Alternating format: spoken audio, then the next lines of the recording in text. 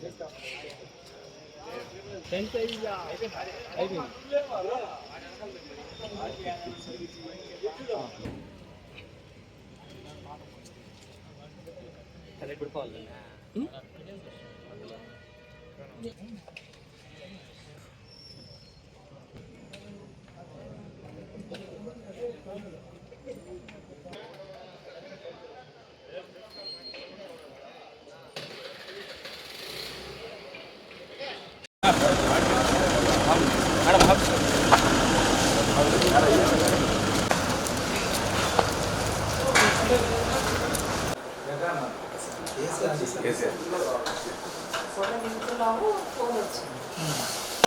Morning 7:30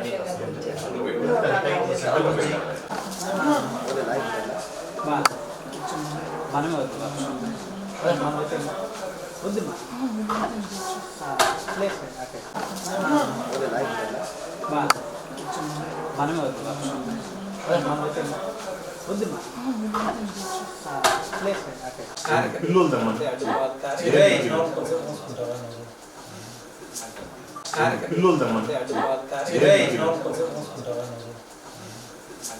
యాక్చువల్గా morning 7:30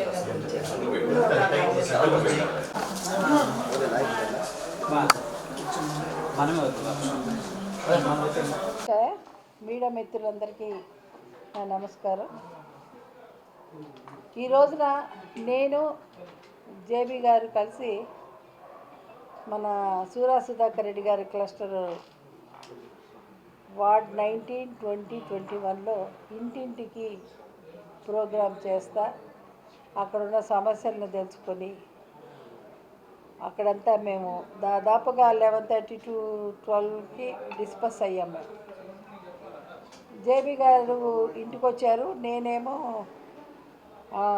ఈ టెంపుల్కి వాళ్ళు పిలిస్తే ఒక టెంపుల్కి వెళ్ళాను.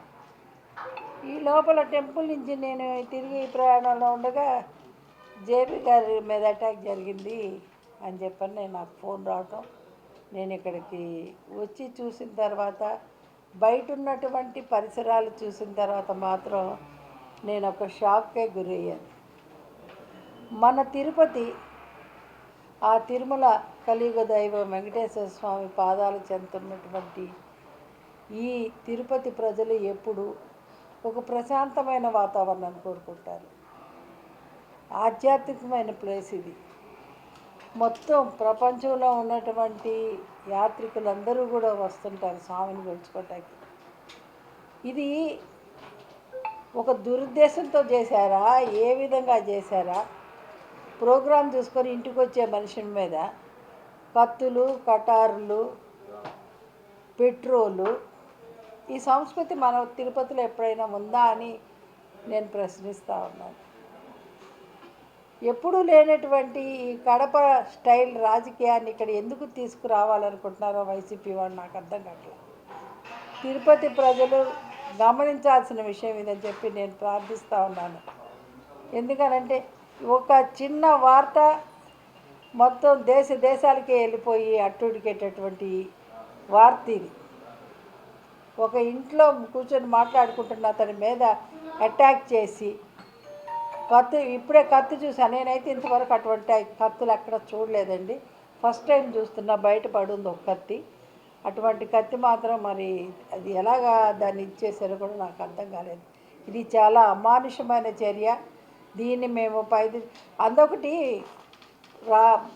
మొత్తం రాష్ట్రం మొత్తం మీద డిఎస్సికి వ్యతిరేకంగా నిరసనలు తెలియజేస్తున్నారు. శాంతియుతంగా వాళ్ళు నిరసన తెలియజేస్తారన్నదే మాకు మెసేజ్ ఇచ్చారు.